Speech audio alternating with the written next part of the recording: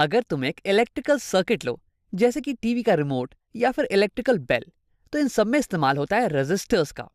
अब अगर तुम्हारे पास एक रेजिस्टर हो लेकिन तुम्हें उसकी रेजिस्टेंस को चेंज करना हो, तो उसके लिए तुम्हें क्या क्या करना पड़ेगा, तो इसी की बात करने वाले हैं हम इस वीडियो में। एक रेजिस्टर की रेजिस्टेंस किन किन चीज़ों पर डिपेंड करती है। तो असल में ये डिपेंड करती है कि रेजिस्टर की लंबाई क्या है, उसकी क्रॉस सेक्शन एरिया क्या है और वो किस मटेरियल से बनी हुई है। आओ देखते हैं कैसे। तो तुमने ये तो देख रखा होगा कि अगर मैं एक V वोल्ट की बैटरी लूं और उसे कनेक्ट कर दूं एक R ओम के रेजिस्टर के अक्रॉस, तो इस रेजिस्टर में एक करंट बहने वाली है, कुछ I करंट। और इन तीनों चीज के बीच में एक रिलेशनशिप होता है और ये देता है हमें ओम्स लॉ। ओम्स लॉ कहता है कि voltage across a resistor V is equal to current through the resistor which is I into resistance of the resistor, जो कि हो गई R। V is equal to IR। अब देखो, इसकी मदद से मैं रेजिस्टेंस की वैल्यू कैलकुलेट कर सकता हूं। अगर मैं दोनों साइड I से डिवाइड कर दूं तो मेरे पास आ जाएगा R रेजिस्टेंस की value is equal to voltage V divide by current through it which is I। तो ये आ गई मेरे पास रेजिस्टेंस की वैल्यू और इसकी यूनिट हो जाने वाली है वोल्ट पर एम्पियर या फिर ओम्स। इसे मैं लिख देता हूं ओम्स। इसे दिखाते हैं एक स्मॉल लेटर ओमेगा से। तो जब मैंने पहली बार इस इक्वेशन को देखा तो मुझे दिखा कि R is equal to V by I. R depend कर रहा है V और I पे। तो यानी कि अगर मुझे R की वैल्यू चेंज करनी है तो मुझे वोल्ट और करंट इनकी वैल्यूज को चेंज करना पड़ेगा। यानी कि अगर मैं वोल्टेज को बढ़ा दूं तो यानी कि रजिस्टर की रेजिस्टेंस ये बढ़ जाने वाली है। देखो, इस इक्वेशन में ये बड़ा नंबर आ जाएगा न्यूमरेटर में, तो ये नंबर भी बड़ी हो जानी चाहिए। यानी कि अगर मैं इस सर्किट में एक बड़ी वोल्ट की बैटरी को लगा दूं तो यानी कि इस रेजिस्टेंस की वैल्यू ये बढ़ जानी चाहिए। लेकिन देखो, ऐसा नहीं होता है। अगर तुम वोल्टेज को बढ़ाओगे ना तो करंट भी बढ़ जाने वाला है और ये दोनों जो रेशियो है ये बिल्कुल ही सेम आएगा। रेजिस्टेंस की वैल्यू बिल्कुल ही सेम रहेगी। देखो, असल में ओम्स लॉ कहता है कि वोल्टेज अक्रॉस अ रेजिस्टर ये प्रोपोर्शनल है करंट इन द रेजिस्टर के। और जब हम प्रोपोर्शनैलिटी को हटाते हैं तो हमारे पास एक कांस्टेंट आता है, ये R कांस्टेंट, रेजिस्टेंस की वैल्यू। तो यानी कि अगर मैं इस सर्किट में वोल्टेज की वैल्यू बढ़ा दूं तो यानी कि इस सर्किट में एक बड़ा करंट फ्लो करने वाला है। लेकिन इस रेजिस्टर की रेजिस्टेंस ये तो कांस्टेंट रहेगी, ये बिल्कुल भी चेंज नहीं करने वाली है। तो रेजिस्टेंस ये डिपेंड नहीं करता है वोल्टेज या फिर करंट पे, एक्सटर्नल फैक्टर्स पे डिपेंड नहीं करता है। एटलीस्ट एक ओमिक रेजिस्टर की रेजिस्टेंस ये वोल्टेज और करंट पे डिपेंड नहीं करती है। देखो, रेजिस्टर्स भी अलग अलग टाइप के होते हैं, लेकिन हम जनरली बात करने वाले हैं ओमिक रेजिस्टर्स के बारे में। और इनकी रेजिस्टेंस इंडिपेंडेंट होती है V और I से। अगर तुम V और I इसे बढ़ाने भी लगो ना तो भी रेजिस्टेंस की वैल्यू कांस्टेंट ही रहने वाली है। हाँ, अगर तुम V और I को कुछ ज्यादा ही बढ़ा दो तो रेजिस्टेंस तुम्हारा जल जाने वाला है।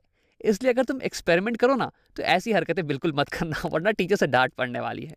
तो असल में रेजिस्टेंस ये डिपेंड करता है कुछ इंटरनल फैक्टर्स पे, जैसे कि किस मटेरियल का बना हुआ है ये रेजिस्टर, या फिर इसकी लंबाई कितनी है, या फिर इसका क्रॉस सेक्शन एरिया ये कितना है। तो अब इसे समझने के लिए एक सिंपल सा रेजिस्टर लेते हैं, एक सिलिंड्रिकल रेजिस्टर।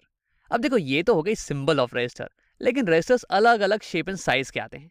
जैसे कि ये हो गई सिंबल ऑफ बैटरी, लेकिन बैटरी तो अलग अलग शेप एंड साइज की आती है ना। तो हमारे पास है ये सॉलिड सिलेंडर, इसके अंदर मान लो कि कुछ कार्बन भरा हुआ है। अब ये हो गई हमारी कनेक्टिंग वायर्स।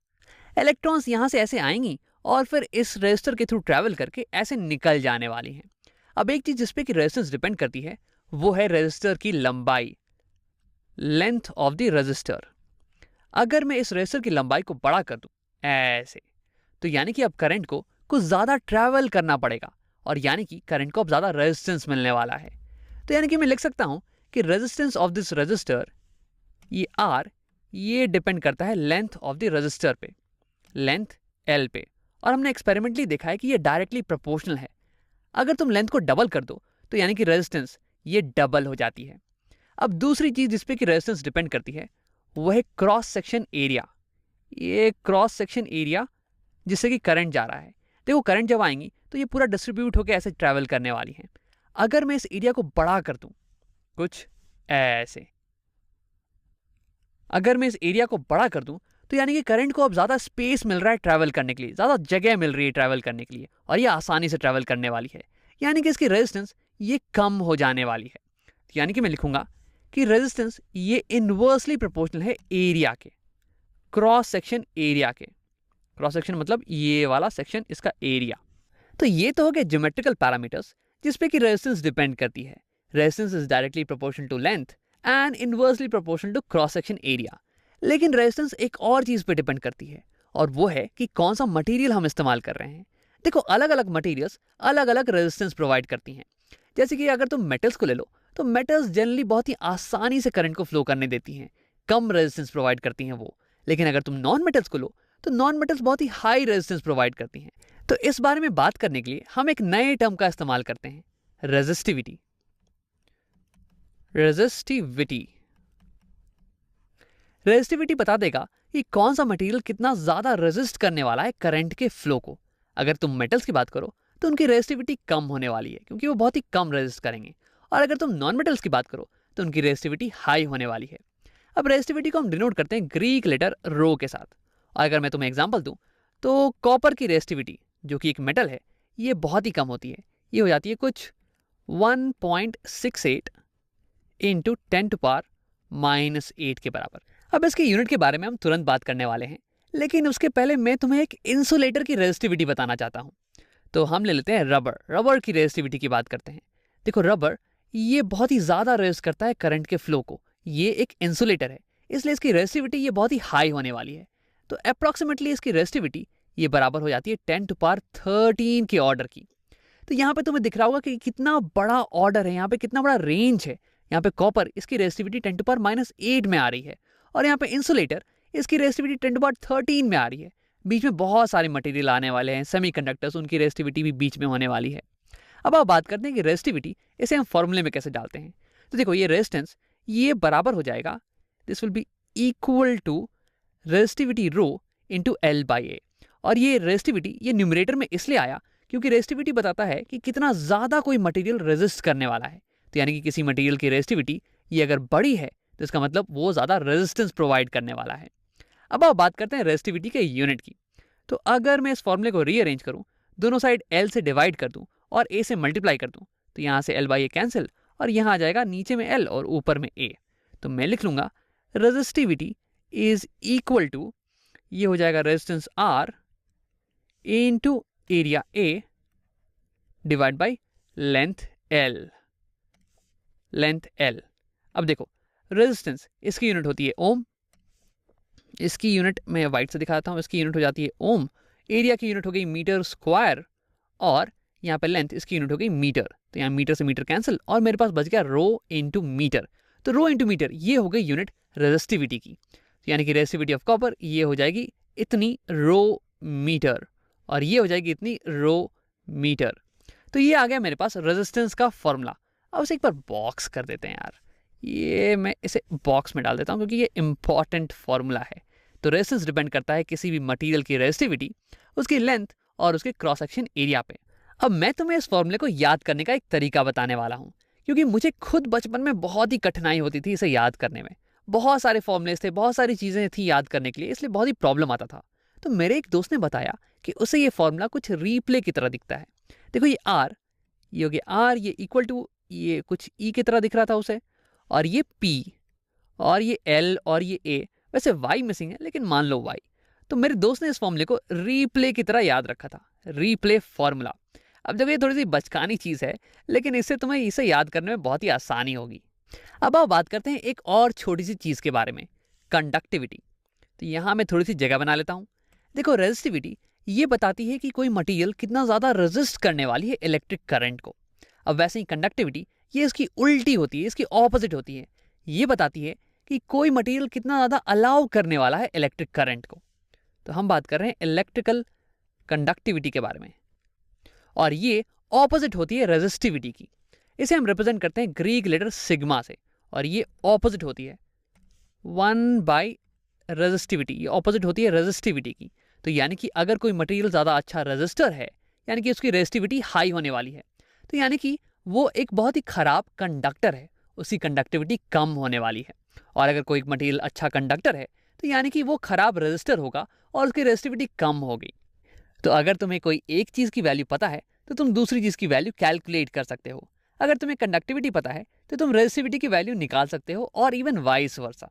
अब देखो, अगर तुम्हें यह समझ में नहीं आया कि रेजिस्टेंस किन किन चीज़ों पर डिपेंड करता है और कैसे कैसे, तो इसे समझाने का मेरे पास एक और तरीका है, पानी के फ्लो का तरीका। तो थोड़ी सी जगह बना लेते हैं, और यहाँ पे आ गया मेरा रजिस्टर। ये है कनेक्टिंग वायर्स और फिर ये हो गया मेरा रजिस्टर। और हमने अभी अभी ये देखा कि इस रजिस्टर की रेजिस्टेंस ये डिपेंड करेगी इसकी लेंथ पे, एल पे, एल। और ये इन्वर्सली प्रोपोर्शनल है इसके क्रॉस सेक्शन एरिया के, cross section area of this register inversely proportional है। और ये डिपेंड कर रही है इस रजिस्टर के मटेरियल पे, और वो हो गई रेजिस्टिविटी रो। और ये बराबर होने वाली है रेजिस्टेंस आर के, रेजिस्टेंस ऑफ द मटेरियल के। अब देखो इसे हम समझने वाले हैं पानी के फ्लो के एग्जाम्पल से। तो कनेक्टिंग वायर्स की जगह पे हम मान लेते हैं कि हमारे पास एक सिलेंडर है जिससे कि पानी फ्लो कर रही है, कुछ ऐसे। अब इस सिलेंडर में पानी फ्लो कर रही है, इसके मोशन को रेजिस्ट करने के लिए मैं इस पाइप को बीच से पतला कर देने वाला हूं। तो यानी कि ये पतला वाला हिस्सा ये अब पानी के फ्लो को रेजिस्ट कर देने वाला है, बिल्कुल इस अंदर जैसे कि हमारा रेजिस्टर ये इलेक्ट्रॉन्स की फ्लो को रेजिस्ट कर रहा था। अब देखो यानी कि ये वाला पतला वाला पोर्शन ये रेजिस्टर के बराबर है और ये व्हाइट वाला पोर्शन ये कनेक्टिंग वायर्स के बराबर है। और यहाँ पे इलेक्ट्रॉन फ्लो के जगह पे यहाँ पे पानी का फ्लो हो रहा है। अब अगर मैं इस पतले वाले पोर्शन की क्रॉस सेक्शन एरिया इसे और छोटा कर दूं, इसे और पतला कर दूं, तो उस केस में ये पानी के फ्लो को और ज्यादा रेजिस्ट करने वाला है और ज्यादा रेजिस्टेंस प्रोवाइड करने वाला है। अब अगर तुम देखो यहाँ इस फॉर्मूले में तो बिल्कुल ही सिमिलर चीज हो रही है। अगर क्रॉस सेक्शन एरिया हम छोटा कर दें तो रेजिस्टेंस बढ़ जाता है। अब आप बात करते हैं लेंथ की। अगर मैं इस पतले वाले पाइप को और ज्यादा लंबा कर दूं तो क्या होने वाला है कि ये पानी के फ्लो को और ज्यादा रेजिस्ट करने वाली है और ज्यादा रेजिस्टेंस प्रोवाइड करने वाली है पानी के फ्लो को। देखो अगर मुझे पानी को एक एंड से दूसरे एंड तक ढकेलना हो तो मुझे एक प्रेशर पंप का इस्तेमाल करना पड़ेगा, प्रेशर पंप। अब ये पंप दो पॉइंट के बीच में, सिस्टम के किसी भी दो पॉइंट के बीच में प्रेशर डिफरेंस क्रिएट करता है और इसी प्रेशर डिफरेंस के कारण पानी मूव करती है। अब अगर ये बीच वाला पतला वाला पाइप ये और लंबा हो जाए तो मुझे ज्यादा बड़ा प्रेशर डिफरेंस क्रिएट करना पड़ेगा, और ऐसा इसलिए क्योंकि अब ये ज्यादा रेजिस्ट करने वाली है पानी के फ्लो को। और सिमिलरली अगर ये और पतला हो जाए तो भी मुझे ज्यादा बड़ा प्रेशर डिफरेंस क्रिएट करना पड़ेगा क्योंकि अब ये ज्यादा रेजिस्ट करने वाली है पानी के फ्लो को। अब ऐसी ही सिमिलर चीज होती है इलेक्ट्रिकल सर्किट्स में भी। इलेक्ट्रिकल सर्किट में हम इस्तेमाल करते हैं बैटरी का। बैटरी भी तो एक इलेक्ट्रॉन पंप की तरह ही है, ये इलेक्ट्रॉन्स को पंप करती है हमारे सर्किट के अंदर। अब देखो ये क्रिएट करती है potential difference, change in potential, ये एक बड़ा चेंज इन पोटेंशियल क्रिएट करती है जिसके कारण इलेक्ट्रॉन्स मूव कर पाते हैं। अब वैसे ही अगर हमारी रेजिस्टर इसकी लंबाई बढ़ जाए तो यानी कि ये और ज्यादा रेजिस्ट करने वाली है फ्लो ऑफ इलेक्ट्रॉन्स को, और इसलिए हमें एक बड़ा पोटेंशियल डिफरेंस क्रिएट करना पड़ेगा आसानी से इलेक्ट्रॉन्स को मूव करने के लिए। और अगर ये इसका जो क्रॉस सेक्शन एरिया है ये छोटा हो जाए तो भी रेजिस्टेंस बढ़ जाने वाला है और हमें ज्यादा बड़ा पोटेंशियल डिफरेंस चाहिए होगा। तो हमने बात कर ली लेंथ और एरिया की। अब आप बात करते हैं रेजिस्टिविटी की। देखो ये पाइप किस मटेरियल का बना हुआ है इस बात पे भी डिपेंड करता है कि कितना रेजिस्टेंस प्रोवाइड करने वाली है ये पाइप। अगर ये पाइप बहुत ही स्मूथ मटेरियल का बना हुआ है तब तो पानी का फ्लो आसानी से पास कर जाएगा। लेकिन अगर ये पाइप बहुत ही रफ है, मान लो कि ये बना हुआ है सैंड पेपर का, तब तो ये बहुत ही ज्यादा रेजिस्टेंस प्रोवाइड करने वाला है पानी के फ्लो को, बहुत ही धीरे कर देने वाला है पानी के फ्लो को, है ना। तो वैसे ही रेजिस्टेंस ये डिपेंड करती है मटेरियल ऑफ द पाइप पे जिससे कि ये पाइप बनी हुई है। और similarly resistance of a resistor ये भी डिपेंड करता है कि किस मटेरियल से ये बनी हुई है। कुछ मटेरियल्स ज्यादा रेजिस्टेंस प्रोवाइड करते हैं और कुछ मटेरियल्स कम रेजिस्टेंस प्रोवाइड करते हैं। तो हमने यहाँ पे देख लिया कि रेजिस्टेंस किन किन चीजों पे कैसे कैसे डिपेंड करती है पानी के एग्जांपल से। Resistance is equal to resistivity जो कि मटेरियल की प्रॉपर्टी है, length of the resistor divide by area of cross section. अब आओ इस पे एक सवाल बना के अपनी समझ को थोड़ा तगड़ा कर लेते हैं। तो पहले मैं इसे हटा देता हूं और ये आ गया मेरा सवाल। How much resistance would be offered by 12 metre of copper wire with a diameter 0.01 metres. Resistivity of copper is 1.6 × 10⁻⁸ ohm metre. अब मैं चाहूंगा कि तुम वीडियो को एक बार पॉज करो और इसे खुद से बनाने की कोशिश करो। अब अगर तुमने ट्राई कर लिया है तो आओ देखते हैं। देखो इस सवाल में हमें पता लगाना है resistance of a copper wire. पहली बात तो ये कि हमें किसी रेजिस्टर की वैल्यू नहीं पता लगानी है, रेजिस्टेंस की वैल्यू, बल्कि एक कॉपर वायर की ही रेजिस्टेंस पता लगानी है। देखो एक वायर भी तो रेजिस्टेंस प्रोवाइड करने वाला है ना। अब इसके लिए भी हम सेम फॉर्मूले का इस्तेमाल करने वाले हैं, रीप्ले वाला formula. Resistance is equal to rho l by A. अब देखो यहाँ पे रेजिस्टिविटी की वैल्यू क्या है। Resistivity of copper is 1.6 into 10⁻⁸ और यूनिट्स हो गए ओम मीटर। देखो रेजिस्टिविटी कॉपर की बहुत ज्यादा कम होती है, ये बहुत ही अच्छा कंडक्टर है, इसलिए बहुत ही कम रेजिस्टेंस प्रोवाइड करता है इलेक्ट्रॉन्स के फ्लो को। इलेक्ट्रॉन्स बिल्कुल ही पानी की तरह इसके थ्रू फ्लो कर सकते हैं। तो ये तो हो गई रेजिस्टिविटी। अब आओ लेंथ लिख लेते हैं। तो लेंथ है कॉपर की वायर की 12 मीटर्स इंटू 12 मीटर्स, और cross section area divide by cross section area करना है ना। तो मुझे दिया हुआ है इसके लिए diameter of the wire, diameter of wire ये दिया हुआ है, और मुझे पता है कि एरिया ये होता है पाई आर स्क्वायर। वायर भी तो कुछ सिलेंडर की तरह होने वाला है ना, तो क्रॉस सेक्शन एरिया ये सर्कल नहीं होगा, तो उसका एरिया हो जाएगा पाई आर स्क्वायर। और यहाँ पे मैं डिवाइड कर देने वाला हूँ पाई इंटू आर। आर यहाँ पे क्या होने वाला है, देखो यहाँ पे ये डायमीटर दिया हुआ है, तो 0.01 मत लिख देना, आर हो जाएगा इसका हाफ, रेडियस हो जाएगा डायमीटर का हाफ, तो यानी कि 0.005 और इसका होल स्क्वायर, तो यानी कि यूनिट हो जाने वाले हैं मीटर स्क्वायर। ये मैं इसे यहाँ नीचे लिख देता हूँ, मीटर स्क्वायर। तो यहाँ मीटर से मीटर कैंसिल, ये मीटर मीटर हो जाएगा मीटर स्क्वायर, और ये मीटर स्क्वायर से कैंसिल। हाँ, अब अगर तुम इस पूरी चीज़ को सॉल्व करो तो ये वैल्यू आने वाली है, ये आ जाएगी 0.0026 ओम्स। ये हो जाएगी रेजिस्टेंस की वैल्यू, इस कॉपर वायर के रेजिस्टेंस की वैल्यू। देखो ये रेजिस्टेंस की वैल्यू बहुत ही कम आ रही है, क्योंकि कॉपर एक बहुत ही अच्छा कंडक्टर है और ये बहुत ही कम रेजिस्ट करने वाला है इलेक्ट्रॉन्स के फ्लो को। देखो अगर कुछ वायर वगैरह यूज करोगे ना किसी इलेक्ट्रिकल सर्किट्स में, तो वो कॉपर की होने वाली है, क्योंकि ये बहुत ही कम रेजिस्टेंस प्रोवाइड करता है, इसलिए हम कॉपर को यूज करते हैं। लेकिन अगर तुम एक सेंसिटिव एक्सपेरिमेंट कर रहे हो तो तुम्हें इन कंडक्टिंग वायर्स की भी रेजिस्टेंस को अकाउंट में लेना पड़ेगा। अब आओ एक बार रिकैप कर लेते हैं। इस वीडियो में हमने देखा कि एक रेजिस्टर की रेजिस्टेंस किन किन चीज़ों पे डिपेंड करती है। ये डिपेंड करती है उस मटेरियल की प्रॉपर्टी पे जिससे कि रेजिस्टर बना हुआ है, उस मटेरियल की लंबाई पे, रेजिस्टर की लंबाई पे, और रेजिस्टर की क्रॉस सेक्शन एरिया पे। और आता है हमारे पास resistance is equal to rho l by A.